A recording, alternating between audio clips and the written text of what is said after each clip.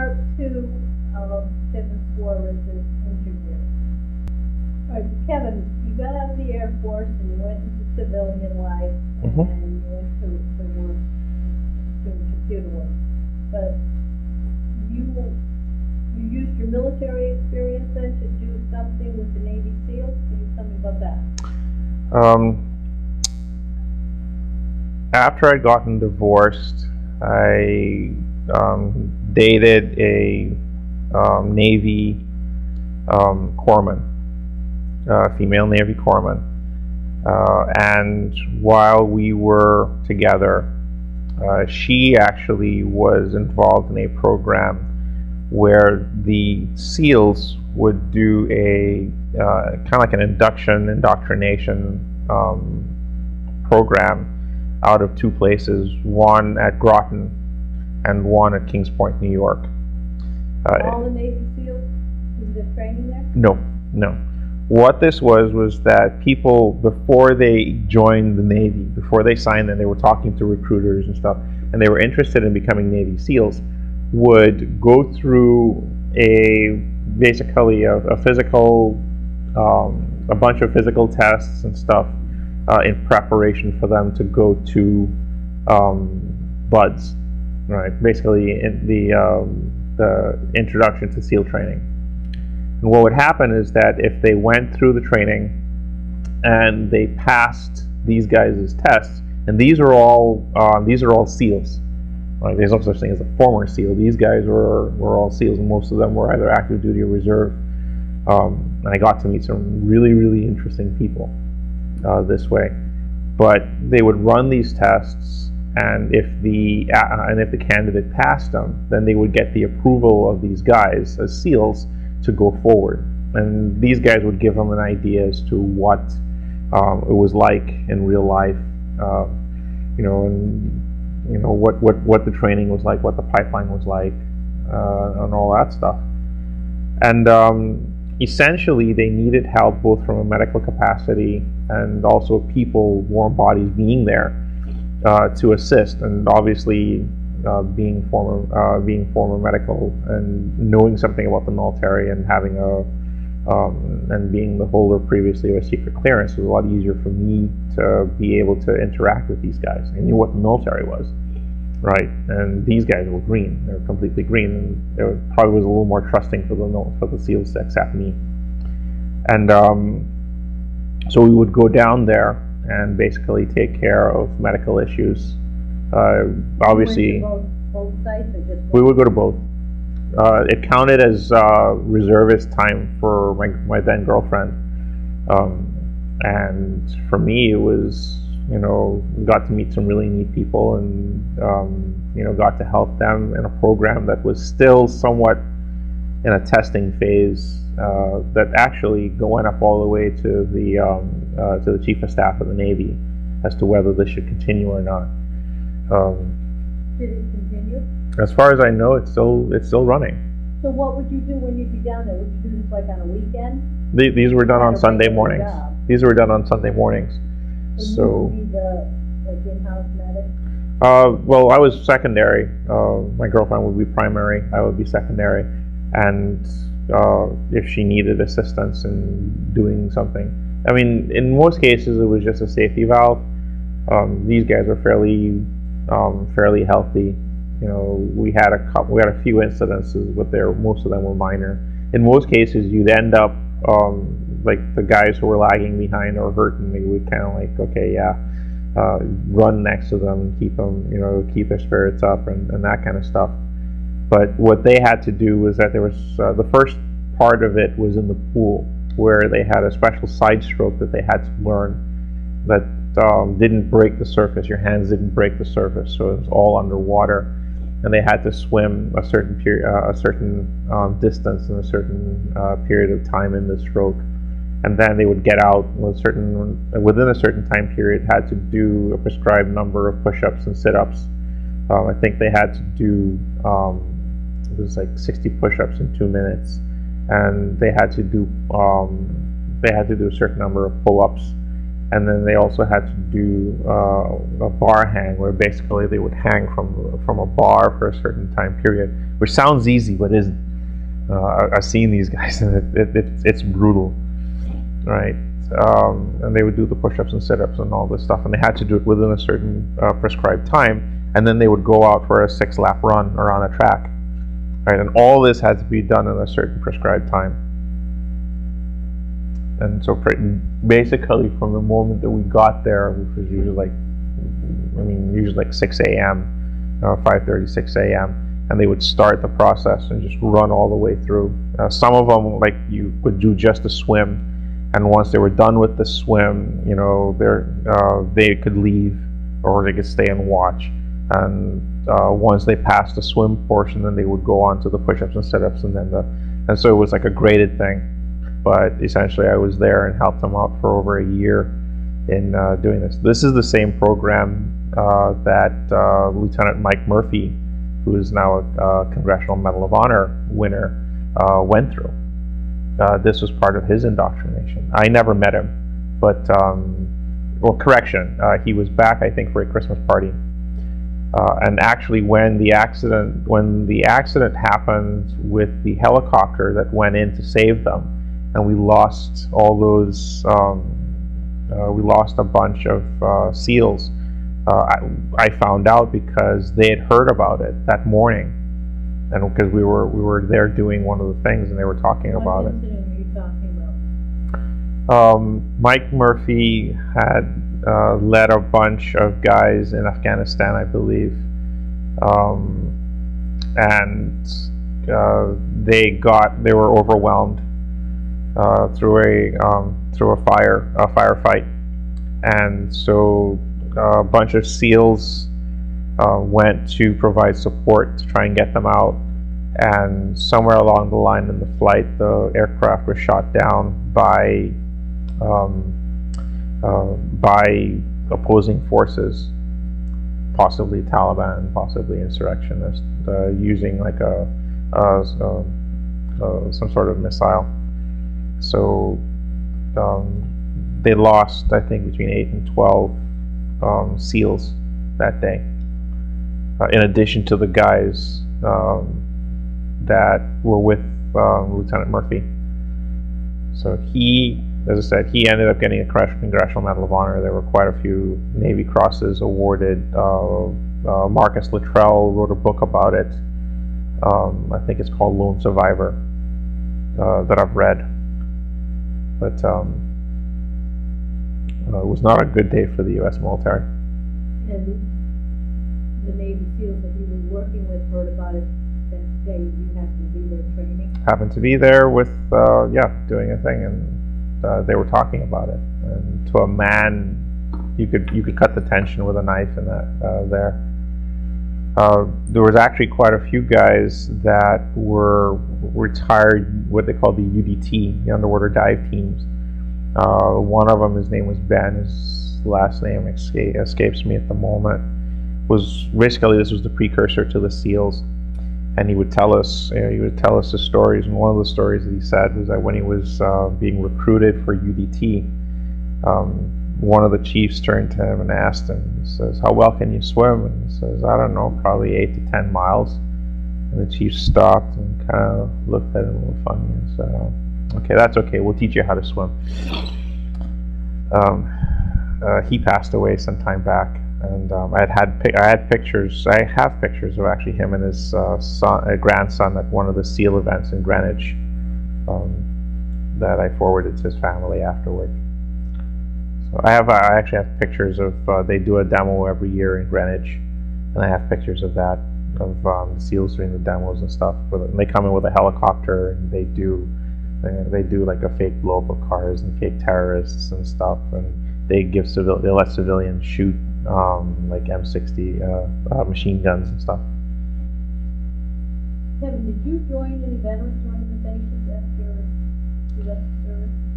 I've been asked to join the VFW, which I kind of turned down. Most of the guys are a lot older than I am. I think now it's starting to change, but I've also done work with the American Warrior Organization, which helps take World War II veterans to Washington, D.C. to see the World War II Veterans Memorial. And from what I understand, they're also starting to do the same with Korean veterans, although the Korean Veterans Memorial is probably better known and more people have seen that. It's been around longer. So how many flights have you been on with American Warrior? Thus far, I've been on 5. I've been from the 3rd, 4th, 5th, and 6th. 3rd to 7th. The last one was 7th. And as we speak, I believe there's another one planned in April or May of 2012. I go down and I act as trip photographer, guardian, bottle washer, whatever they need me to do.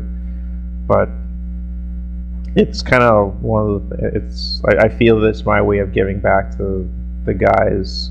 The World War II guys basically came back from a war that was extremely physical, and they didn't have the technology improvements that we have, where, you know, these guys flying in World War II aircraft, they were shooting bullets. There were no missiles, you know, and it's basically bullet against bullet and real dogfighting. Nowadays, it's okay, we'll shoot you down from 20 miles away, 30 miles away. And I just feel it's my way of giving back to these guys, these people, both men and women. And I've met some very awesome people. I've met some very cool people. Heard a lot of really interesting stories, and even that by itself has changed my life a lot. Do you stay in touch with any of your former friends? Amen for Facebook. I think that definitely every couple of days we get word or news, or, you know, things happen. We find out about each other in our lives. One of them just moved to, she moved from New Hampshire to Texas because of her husband's job. Both he and they met actually at Walson, working together. She worked with me. He worked.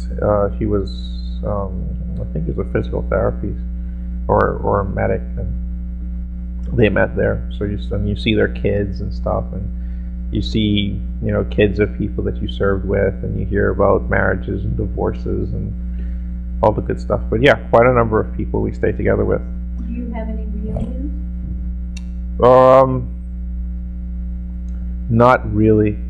A lot of the folks are still on active duty. We're scattered all over the world. I know of 2 of them. One is in Japan, actually more than 2. One's in Japan right now. One is serving in Germany and has been there for some time. One is, where's Drew? Drew is somewhere around Fiji or somewhere around there. Posted on Facebook the other day pictures of him going to some really funky beach, you know, and we were freezing up here in the northeast in our blizzard, you know, lost power for 10 days, and there he is posting, you know, nice warm tropical beach. So you haven't had any reunions where you all get back together, but you stay pretty much in touch because of Facebook? We stay in touch. Occasionally I will see one of them. My former NCOIC lives in New Jersey, so she's been up here a few times. Her daughter was looking at colleges, and so we kind of I hosted her here. One of our at the pharmacy, we had a lot of retirees who would volunteer. Some of these guys are retired flyers, and actually one of them, his funeral's today, as we well, definitely after we speak. Lieutenant Colonel George Swan, he and his wife Anne volunteered. He was a World War II, Vietnam, and Korean War veteran, and really, really, really awesome guy. Really down to earth. You'd never believe half the stuff he'd done, because in most cases you wouldn't say. Which is the humility that I find about these World War II folks. A lot of them were like, it's over, it's done with. I did what I had to do, and they moved on with their lives. Kevin, is there anything else that you'd like to add, or any stories you can remember that we haven't covered in this interview? There's a lot. There's a lot of stuff that probably hasn't been said and probably won't be said.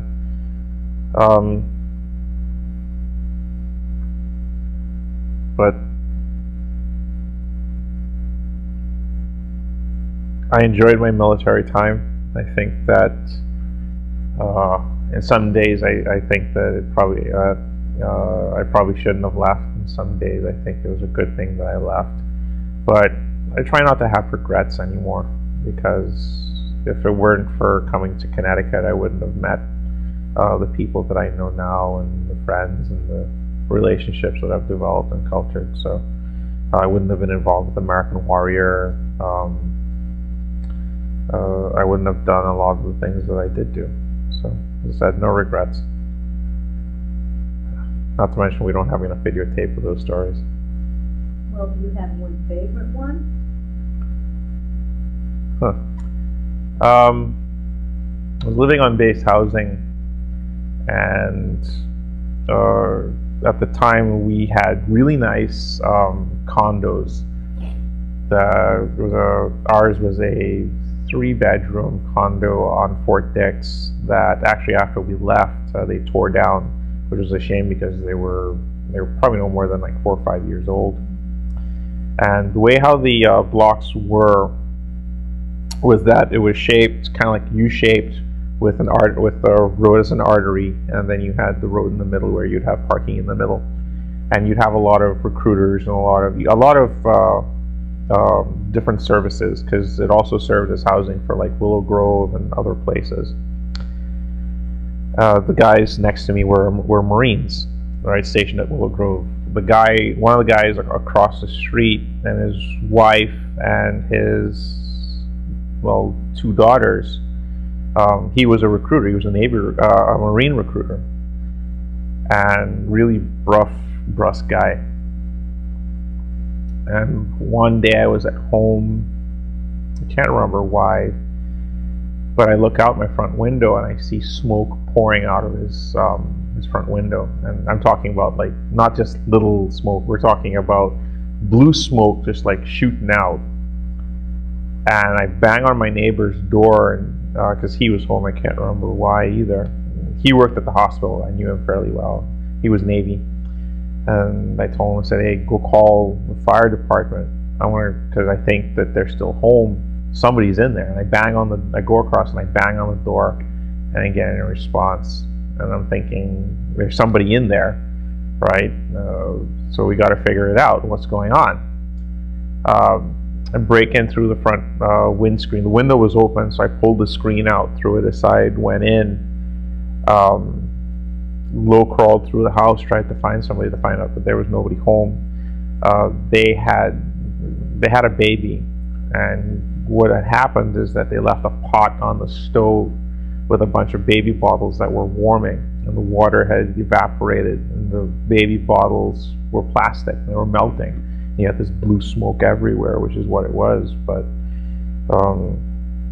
if something had happened, we wouldn't have known, you know. And so I still risked my life. I still went in there, and they were beyond grateful, right? Because, as I said, if something had really happened, thankfully nothing happened. We got out okay, but I remember that it wasn't even a thought that, you know what, somebody's in there, they need help. I'm here, I got to do it. And I went in. You want to tell me the funny story about the joke with the green screen that you played on your commanding officer?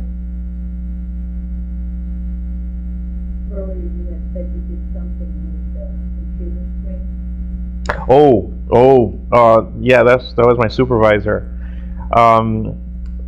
We had 2 Windows machines, and by this time, I mean, I could program, I knew DOS, I knew a couple of the things. And a lot of our work was done on floppy disks, on 3.5-inch floppies. And so he had this habit, we didn't have to log into these things, you basically switched them on and they ran. And he had a habit of, he would stick his disk in and he'd like run the program. So whether he was doing like Word documents or whatever. And one day I set up a batch, I put a batch file on the program, and he stuck the disk in and he hit enter to try and run the program. And all of a sudden got this little black cursor, and it said, "This is a virus. Don't take your disk out, otherwise it's going to be deleted." And it basically was doing a bunch of reads on the floppy drive, so the light's like going off like crazy. And I'm standing at the front window looking at him. His whole face turns white. He grabs the button, and the thing flies out. And on the screen, it's like, "You bad boy, you! I just torched all your files." Da da da. He's just furious. He's swearing up a storm. And by this time, I've lost it. I've absolutely lost it. And I'm like on the ground laughing. And he's like, "What the hell's your problem?" And so I told him, and he didn't find it all that funny.